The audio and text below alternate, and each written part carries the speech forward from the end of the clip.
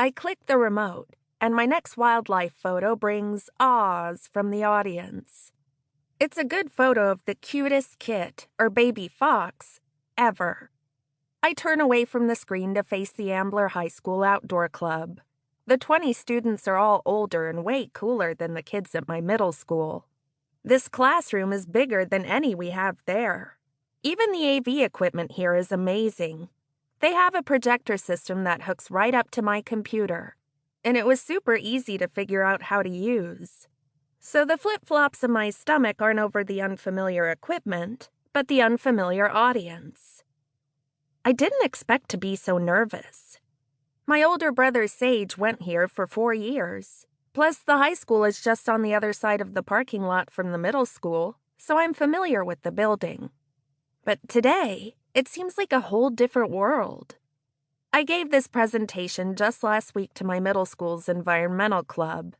But over there, it was like talking to a bunch of first graders. A few of the boys kept playing with the globe every time the faculty advisor left the room, which was way too often. They'd take the globe off the stand and toss it around like a basketball. Some of the girls thought this was funny and egged them on. Others pretended not to notice and whispered back and forth to their friends. Even my friend David goofed around with his buddy Bruce. Nobody really listened to me. I barely got through the presentation, and we didn't get much else done at all. So I jumped at the chance to be able to speak to older, more civilized kids. I thought I'd be just fine talking to students who are only a few grades ahead of me, but now that I'm here, I'm worried that I look like a little kid. I'm worried they'll think they shouldn't have invited me, and that my photos aren't good enough to show. I take in a deep breath. At least I know they'll like this one. Focused, pale copper baby fox face in the foreground, and spring green grasses in a perfectly blurred background. I hear a few more ahs from the back of the room.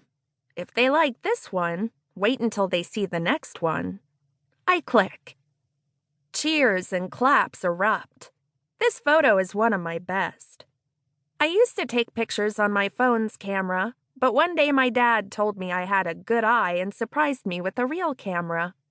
The pictures I can get are so much better than the ones on my phone. I've saved money and bought special lenses to get even better shots, and I'm still learning. In this photo, 3 fox kits tumble in the grass as the sunlight turns the tips of their copper fur bright orange. It's as if each one is being chased by the sun. As action shots go, it's a winner. I feel myself blush.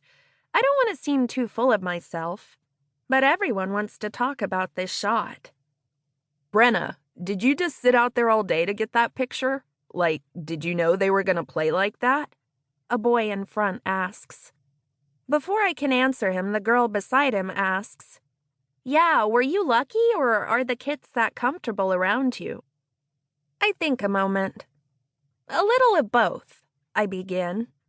To get wildlife shots like this, I do a lot of waiting, a lot of sitting, or leaning, or balancing in weird positions alongside streams and cliffs or in trees. I'm learning to wait for good lighting, and I wait for the wildlife to appear. I take a sip from my water bottle and continue. But in this case, I didn't want the kit's mother, who, remember, is recovering from a broken leg and is stressed out, to see me. So I sat behind the enclosure. I click back to an earlier photo to remind them of the setup we have at our family's wildlife rehabilitation center. I stop at the one that shows the small wooden coop with the high chicken wire fencing around it.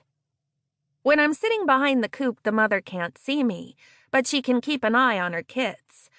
I'd been watching several afternoons, and I knew that this was an active time for the kits.